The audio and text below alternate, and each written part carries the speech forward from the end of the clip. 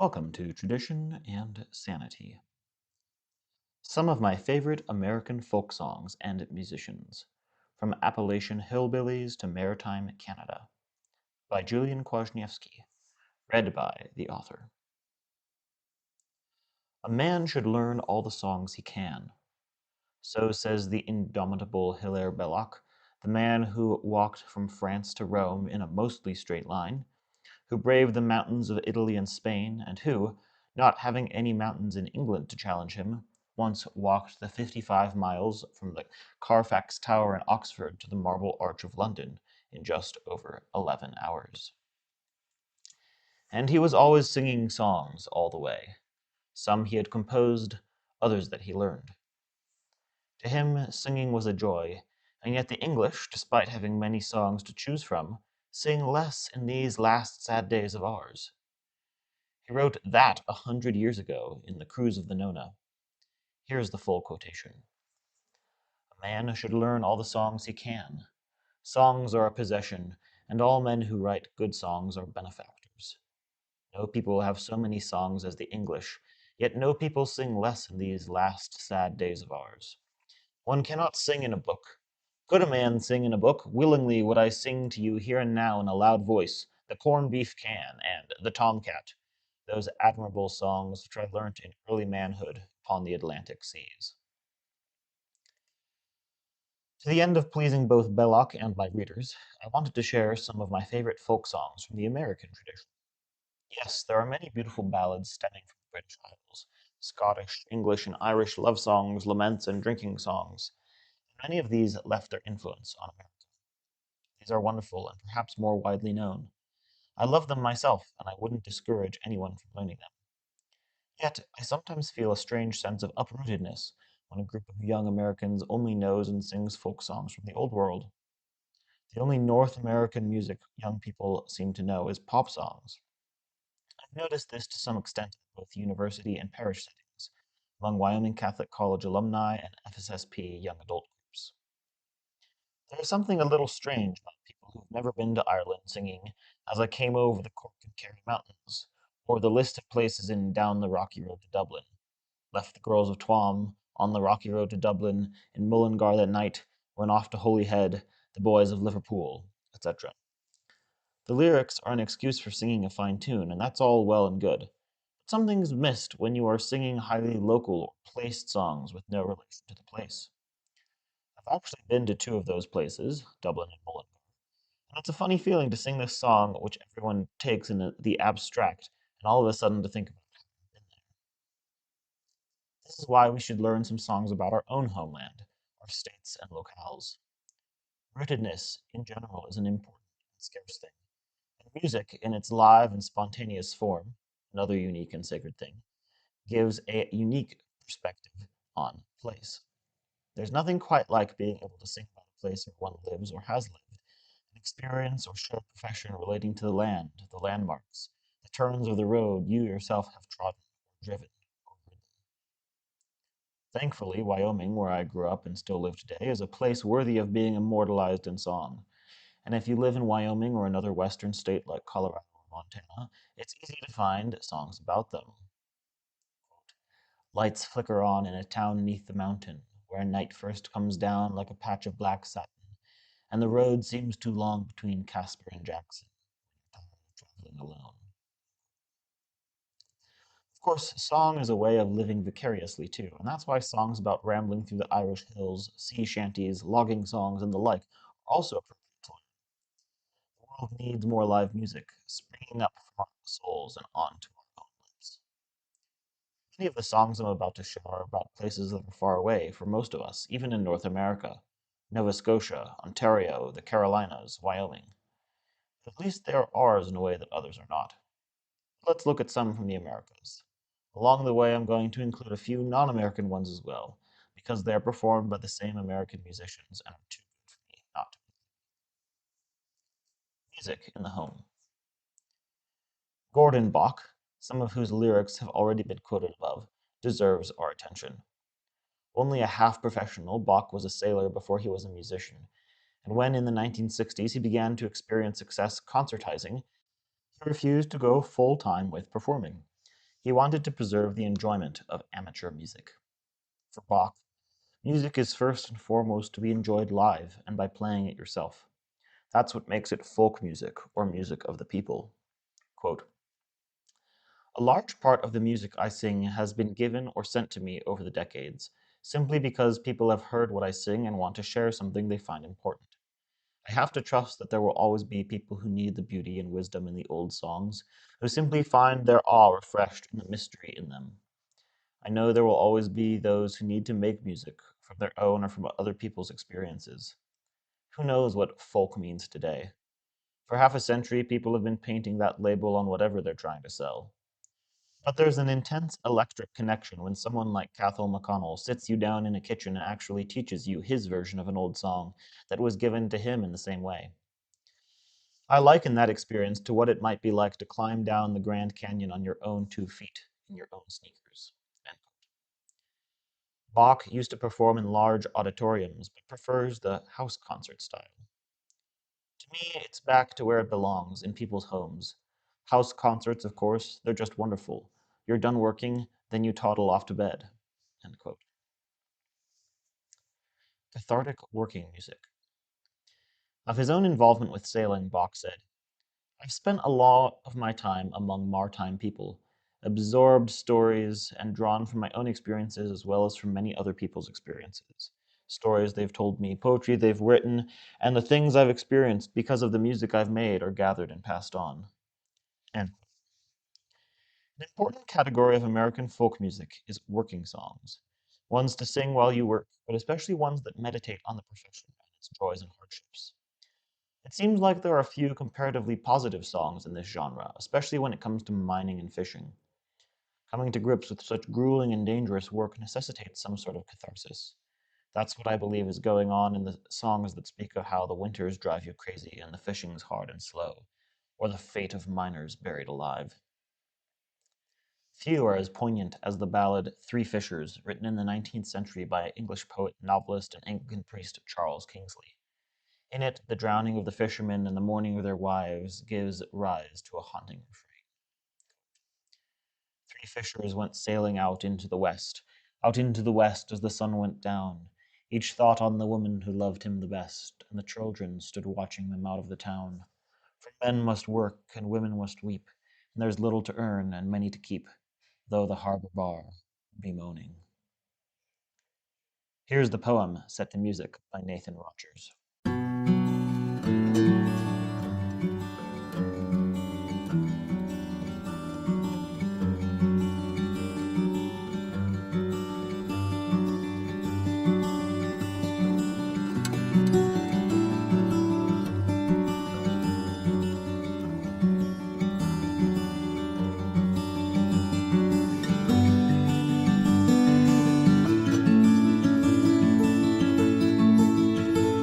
Three fishers went sailing out into the west, out into the west as the sun went down. Each thought on the woman that loved him the best, and the children stood watching them out of the town. For men must work and women must weep, for there's little to earn and many to keep, and the harbor bar be moaning, the harbor bar be moaning. Three wives sat up in the lighthouse tower, and they trimmed the lamps as the sun went down. And they looked at the squall, and they looked at the shower, and the night rack came rolling in ragged and brown. For man must work and women must weep, though storms be sudden and the waters be deep, and the harbor bar be moaning, the harbor bar be moaning.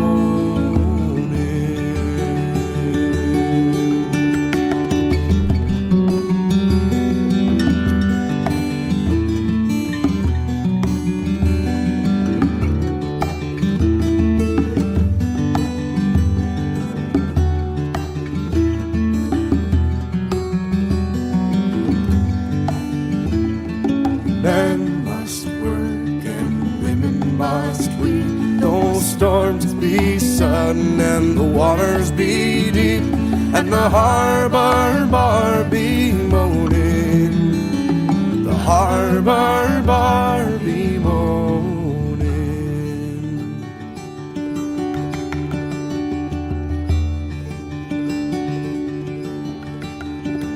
3 corpses lay up on the shining sand in the morning gleam as the tide went down, and the women were weeping and wringing their hands for those who would never come back to their town. Men must work, women must weep, and the sooner it's over, the sooner to sleep. And goodbye to the bar and its moaning, goodbye to the bar and its moaning. No, men must work, and women must weep, and the sooner it's over, the sooner to sleep. And goodbye to the bar and its moaning, goodbye to the bar and its moaning.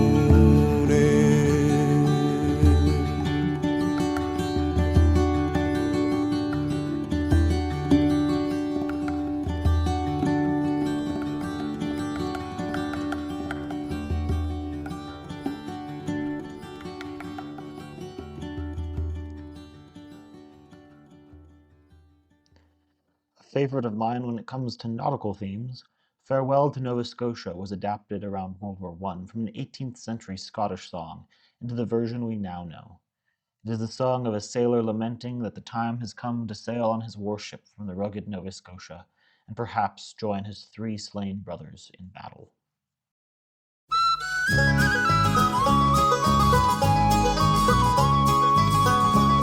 The sun was setting in the west, and the birds they sang in every tree.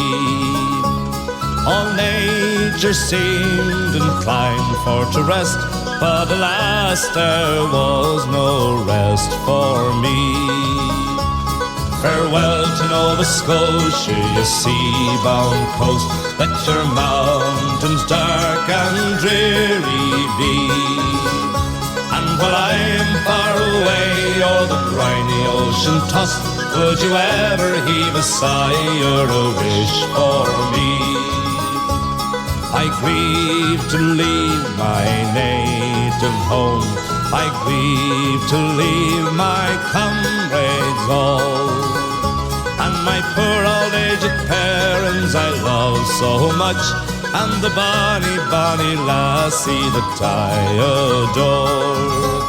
Farewell to Nova Scotia, you sea-bound coast, let your mountains dark and dreary be.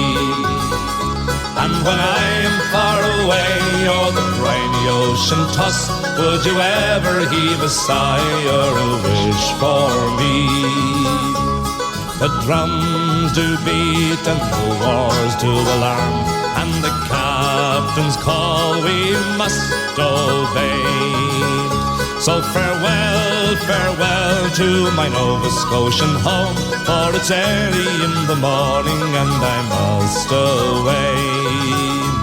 Farewell to Nova Scotia, you sea-bound coast, let your mountains dark and dreary be. And when I am far away o'er the briny ocean tossed, would you ever heave a sigh or a wish for me?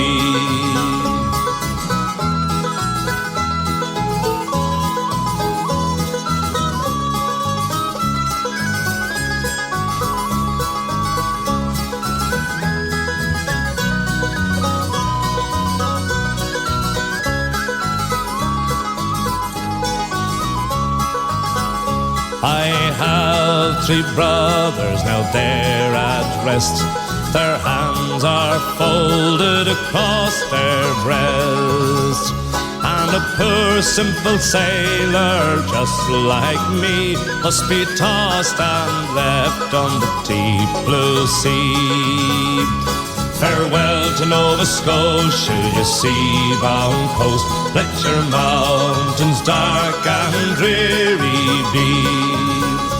And when I am far away o'er the briny ocean tossed, would you ever heave a sigh or a wish for me? Farewell to Nova Scotia, you sea-bound coast. Let your mountains dark and dreary be. And when I am far away o'er the briny ocean tossed, would you ever heave a sigh or a wish for me?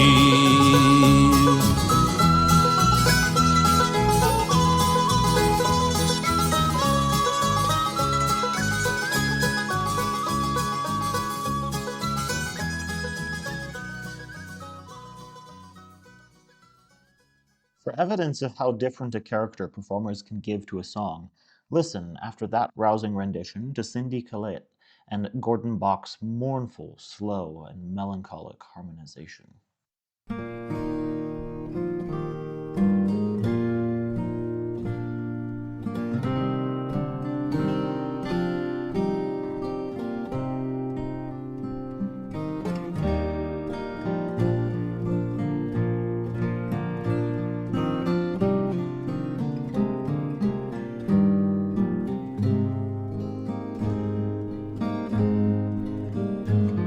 The sun was sinking in the west. The birds were singing on every tree. All nature seemed to be at rest, but alas, there was no rest for me. Farewell to Nova Scotia, you sea-bound coast. Let your mountains dark and dreary be. When I am far away on the briny ocean tossed, will you ever heave a sigh or a wish for me? I grieve to leave my native home.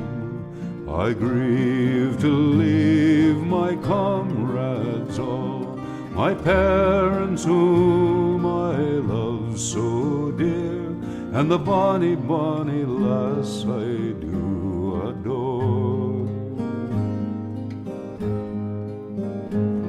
Farewell to Nova Scotia, you sea-bound coast. Let your mountains dark and dreary be.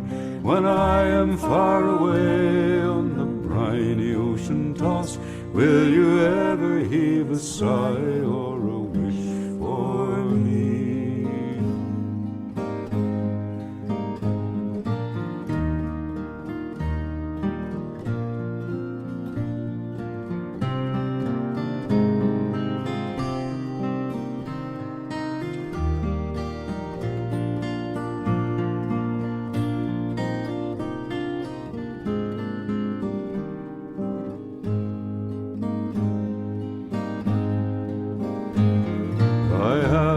Three brothers and they are dressed, their arms are folded on their breast, but a poor simple sailor just like me must be tossed and driven on the deep dark sea.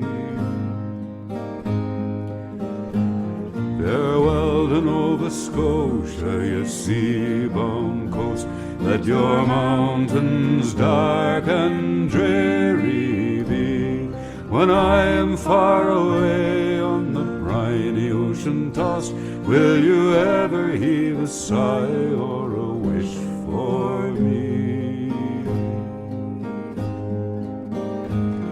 The drums are beating, the wars do alarm. My captain calls, I must obey. Farewell, farewell to Nova Scotia's charms. It's early in the morning, I am bound far away. Farewell to Nova Scotia, you sea-bound coast, let your mountains dark and dreary be. When I am far away on the briny ocean tossed, will you ever heave a sigh or a wish for me? Farewell to Nova Scotia, you sea-bound coast, let your mountains dark and dreary be. When I am far away on the briny ocean tossed, will you ever heave a sigh or a wish for me?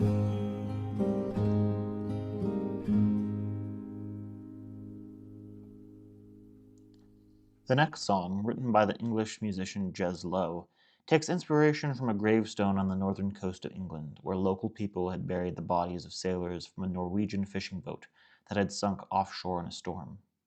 Not knowing any crew members' names, they simply put the name of the ship on the stone. Here is the original recording by Jez Lowe and Jake Walton in the 1980s.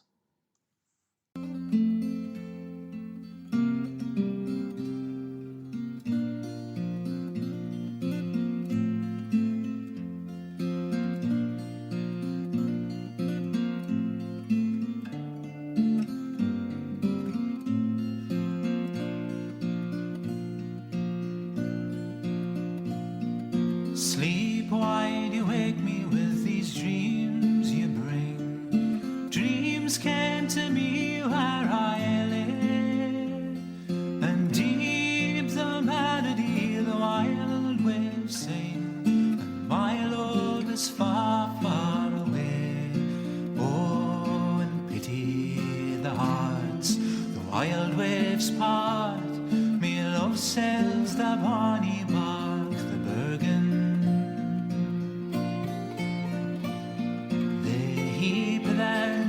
Upon the decks by light, dreams came to me where I lay, then creep out gentle at the dead of night, and my love is far, far away. Oh, and pity the hearts the wild waves part, me love sails the bonny bark, the Bergen.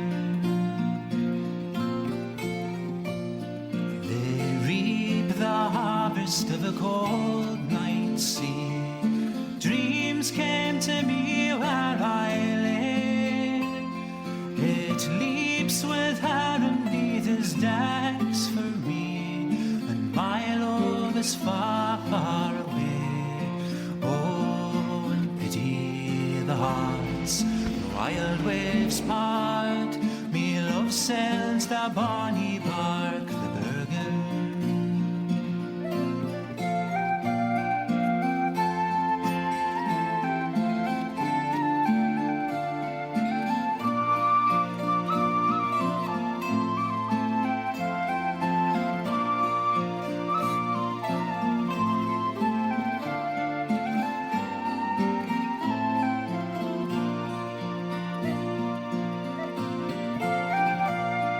Steep waves rise above his cold bare head. Dreams came to me where I lay. Oh, keep him safe till I hear in my bed, and my love is far, far away. Oh, and pity the hearts the wild waves part, me love sails the bonny bark, the Bergen. It weeps with rain tonight where my love lies. Dreams came to me where I lay. Oh, sweep the fallen sand from out his eyes, and my love is far, far away. Oh, and pity the hearts the wild waves part, me love sails the bonny bark, the Bergen. Oh, pity the hearts the wild waves part, me love sails the bonny bark the lurgan.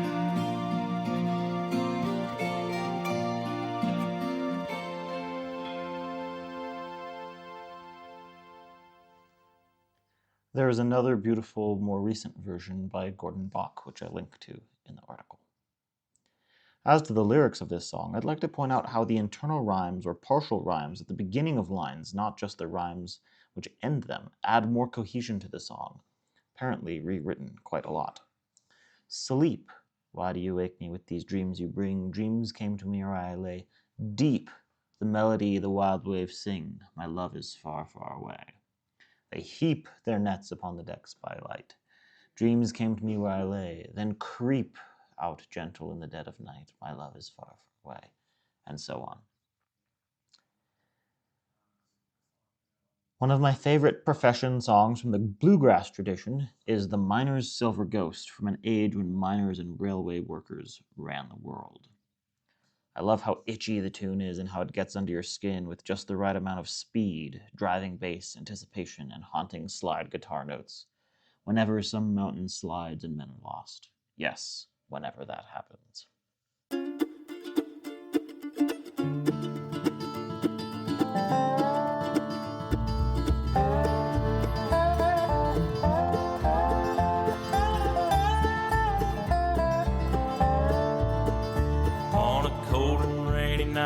I was sitting in the light of my switchman shack, a mine post on the mountain. The storm was pretty bad and the telegraph was dead, but it was just 11 hours till the dawn. Then much to my surprise, the telegraph jumped into life. As I read the code, I thought, could this be true? The train was on its way, headed up the mountain grade, but she didn't have no engineer or crew. At the other switch they tried to put her on the mountainside, but she kept on coming up the mountain grade. Well, I quickly doused the light to try to see into the night. Maybe I could spot her headlight in the rain. She was pounding down below, I could hear her whistle blow, and I thought, Lord, that's a high and mournful sound. Then the telegraph again, there's a cave-in at the mine, and 100 men are buried neath the ground.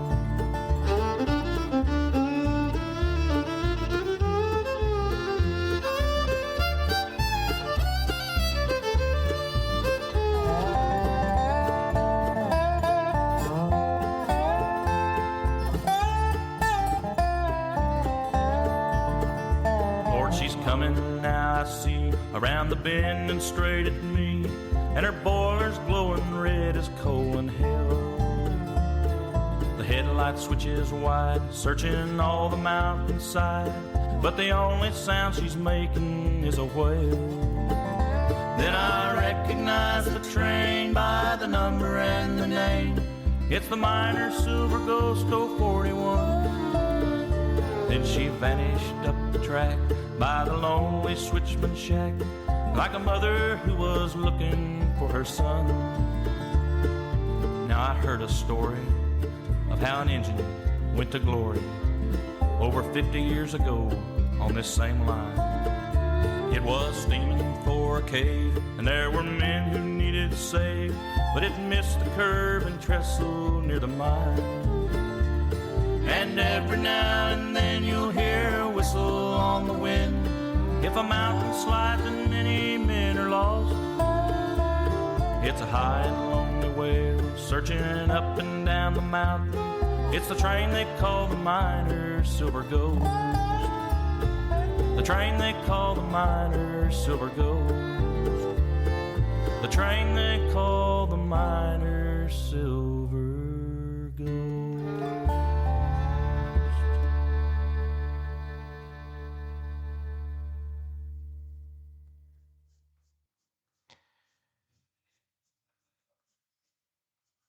Here's another mining one, describing a mine named the Gin and the Raspberry, and how the festive summer gold rush turned dark in the cold winter, when after much disappointment one man found a vein and was soon found dead.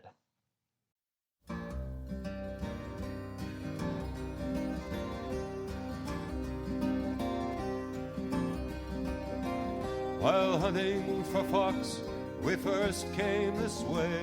From Lake Pembroke Township took many a long day. Cut through the bush and we found a new rush with a mine called the Gin and Raspberry. Well, the rumors went out and thousands poured in. Handful grew rich and many grew thin. They all hoped to find their own patch of tin, as rich as the gin and raspberry. Ah, but it's hard, cruel and cold, searching Cardrona for nuggets of gold. An ounce to a bucket, and we'd all sell our souls for a taste of the gin and raspberry. First it was summer and we all thought it grand. No shirts on our backs as we sluiced and we panned. Then came the snow and the southern winds blow, and there's ice in the gin and raspberry. Ah, but it's hard, cruel and cold, searching Cardrona for nuggets of gold. An ounce to a bucket, and we'd all sell our souls for a taste of the gin and raspberry.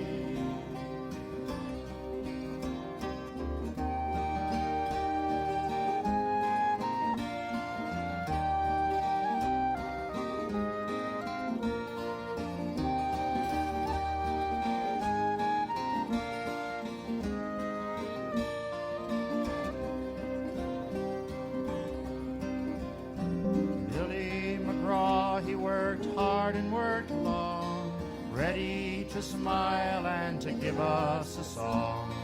Then he struck gold, was found dead and cold, down in the gin and raspberry. Ah, but it's hard, cruel and cold, searching Cardrona for nuggets of gold. An ounce to a bucket, and we'd all sell our souls for a taste of the gin and raspberry. So I'll work at the mine and I'll stay out of strife, save all me tin to send home to me wife. And when the job's done, I'll leave at the run, and to hell with the gin and raspberry. Ah, but it's hard, cruel and cold, searching Cardrona for nuggets of gold. An ounce to a bucket, and we'd all sell our souls for a taste of the gin and raspberry.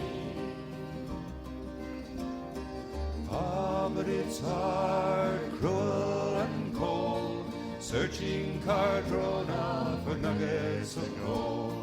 An ounce to a bucket, and we'd all sell our souls for a taste of the gin and raspberry.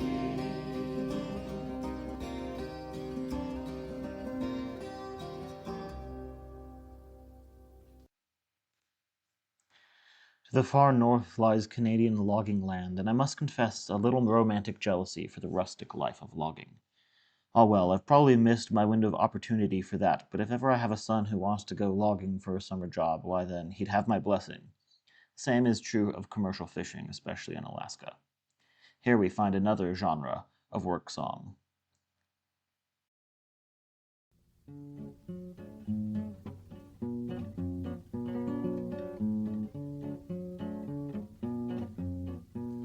Twas early in the spring when I decided to go for to work up in the woods of North Ontario. And the unemployment office said they'd send me through to the little Abitibi with the survey crew. And the black flies, the little black flies, always the black fly, no matter where you go. I'll die with the black fly picking my bones in North Ontario, in North Ontario. Oh, the man black Black Toby was the captain of the crew, and he said, I'm gonna tell you boys what we're gonna do. They want to build a power dam, and we must find a way for to make the little lab flow around the other way. With the black flies, the little black flies, always the black fly, no matter where you go. I'll die with the black fly, picking my bones in North Ontario, in North Ontario. So we surveyed to the east and we surveyed to the west, and we couldn't make our minds up how to do it best. Little lab, what shall I do? For I'm all but going crazy with the survey crew. And the black flies, the little black flies, always the black fly, no matter where you go. I'll die with the black fly, picking my bones in North Ontario, in North Ontario. 'Twas black fly everywhere, a crawling in your whiskers, a crawling in your hair, and a swimming in the soup, and a swimming in the tea, and the devil take the black fly, let me be. Oh, the black flies, the little black flies, always the black fly, no matter where you go. I'll die with the black fly, picking my bones in North Ontario, in North Ontario. Black Toby fell a swearing 'cause the work went slow, and the state of our morale was a-getting pretty low. When the flies swarmed heavy, it was hard to catch your breath as you staggered up and down the trail a-talking to yourself. With the black flies, the little black flies, always the black fly, no matter where you go. I'll die with the black fly, picking my bones in North Ontario, in North Ontario. Now the bull cook's name's Blind River Joe. If it hadn't been for him, we'd have never pulled through, 'cause he bound up our bruises and he kidded us for fun, and he ladled us with bacon, grease, and balsam gum. For the black flies, the little black flies, always the black fly, no matter where you go. I'll die with the black fly, picking my bones in North Ontario, in North Ontario. At last the job was over, Black Toby said we're through with the little Abitibi and the survey crew. 'Twas a wonderful experience, and this I know, I'll never go again to North Ontario. With the black flies, the little black flies, always the black fly, no matter where you go. I'll die with the black fly, picking my bones in North Ontario, in North Ontario.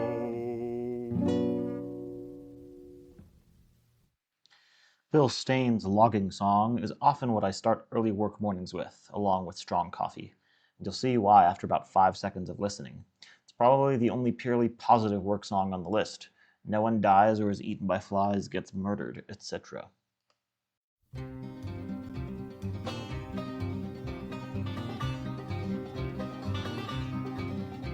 It's early in the morning when the birds sing in the pines. The sun peeks through the forest where the cold river climbs. The men are up at 5 o'clock and to the trees at 6. Hard day's work, a good night's sleep is all they ever mix. Way, hey, another brand new day on the wild and windy shores of old Superior. From North Bay to Fort William on the rocky northern shore, the mills are filled with cedar pulp and the boats are filled with ore. I worked in a logging camp, my daddy did before. We're calloused hands and weathered skin and iron to the core. Way, hey, another brand new day on the wild and windy shores of old Superior. Now the flies are thick and the men get sick, it's cold as it can be. Nothing's unexpected in the North Country. When the summer ends and the winter comes, it's 42 below. We'll settle down in plywood shacks and cover up with snow. Way, hey, another brand new day on the wild and windy shores of old Superior.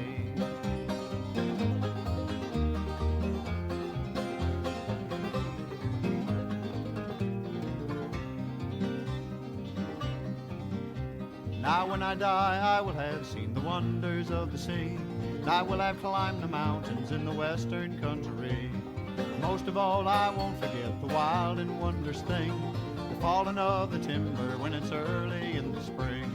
Way, hey, another brand new day on the wild and windy shores of old Superior.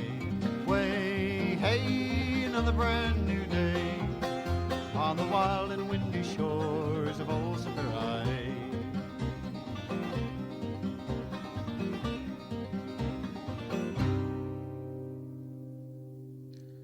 Lie of the Land.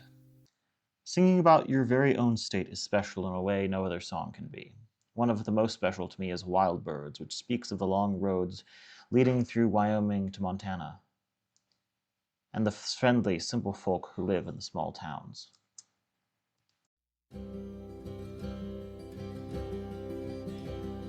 Lights flicker on in a town neath a mountain, where night first comes down like a patch of black satin, and the road seems too long between Casper and Jackson.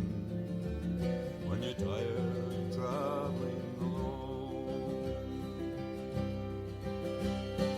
blackthorn and cottonwood drink up the muddy. Just buckwheat and sky between Cheyenne and Cody, like a maple wing sown under red leaves blown down. It's time to be going back home.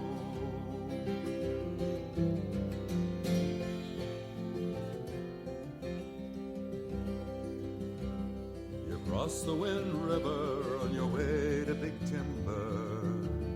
The people are friendly, the aspen is amber, folks sing all the choruses they can remember, and you sleep in a room of your own. Blackthorn and cottonwood drink up the muddy, just buckwheat and sky between Cheyenne and Cody, like a maple wing sown under red leaves blown down. It's time to be going back home. And all by the roadside the wild birds fly, up out of the thistle and into the sky. Redbirds, blackbirds, they sing as they fly. Thank heaven for wild birds. They're all dressed up in feathers with colors outrageous. They soar from this earthly bound kingdom of cages on delicate wings, so small and courageous.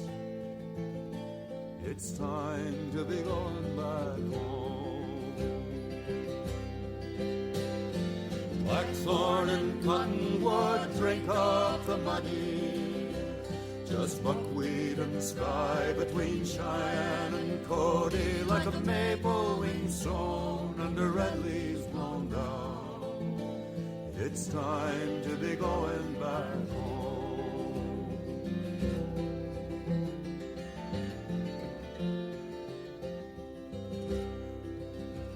You can see the rain coming for miles down the prairie, like a great herd of antelope running like fury, and you stop at a diner outside Canyon Ferry for coffee and a taste of the town.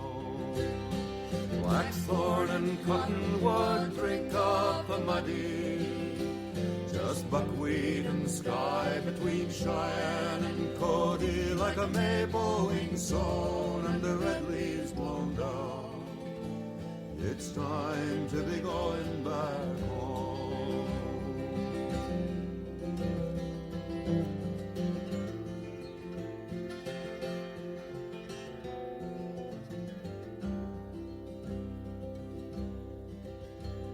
And all by the roadside the wild birds fly, up out of the thistle and into the sky. Redbirds, blackbirds, they sing as they fly. Thank heaven for wild birds. They're all dressed up in feathers with colors outrageous. They soar from their earthly bound kingdom of cages on delicate wings, so small and courageous.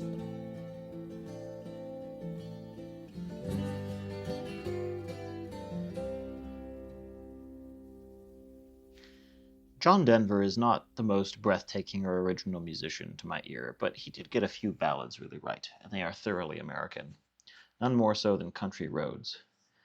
I've already mentioned John Denver's song of Wyoming in other articles, but here it is again.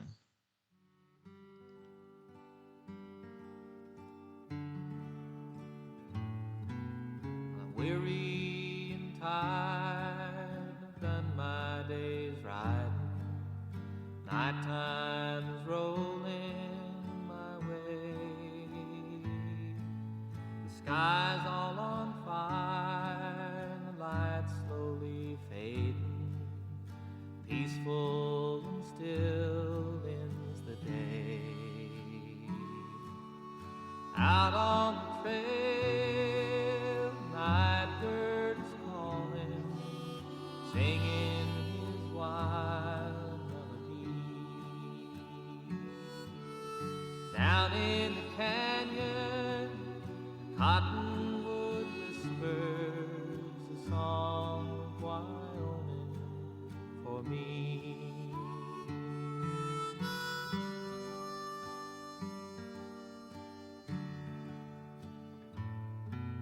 Well, I wandered around the town and the city, tried to figure the how, the why. I've stopped all my scheming, I'm just drifting, dreaming, watching the river roll by. Here comes that big old prairie moon rising, shining down bright as can be. Up on the hill, there's a coyote singing a song of Wyoming for me.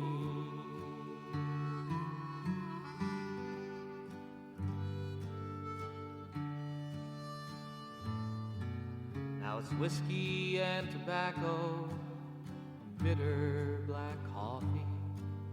A lonesome old doggy am I, waking up on the rain.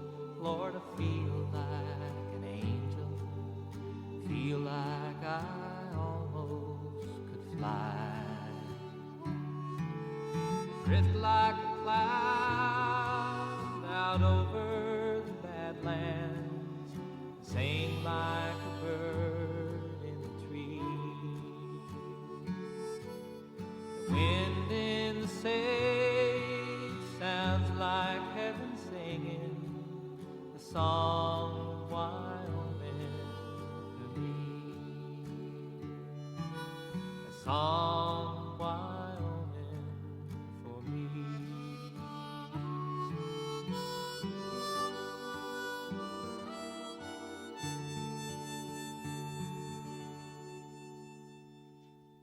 Some might find this funny, but I prefer other musicians' renderings of Denver's songs. He usually padded his songs with too many special effects, rock band style backup, and 80s synths. He wrote great songs, but performed them in a very mediocre fashion. Not to be outdone in terms of performance variety, one should really listen to the West Jamaica version of Country Roads that I linked to in the article. Besides the western U.S. and maritime East Coast, another place that has a very special culture of music is the Appalachians, birthplace of bluegrass and home to many beautiful songs about different parts of the Carolinas, Tennessee, and of course the West Virginia we already heard about. Linked to in the article are 3 of my favorite bluegrass pieces about the Carolinas. Bach's love of Maine as a place is also evident. Asked if he finds it harsh, he says, "Well, I consider it a kind land. I love the quiet of the winter, the silence of snows. The people really that I have hung out with in my life, they know how the world works. They're out in it, working with it, farmers, fishermen, woodsmen, boat builders.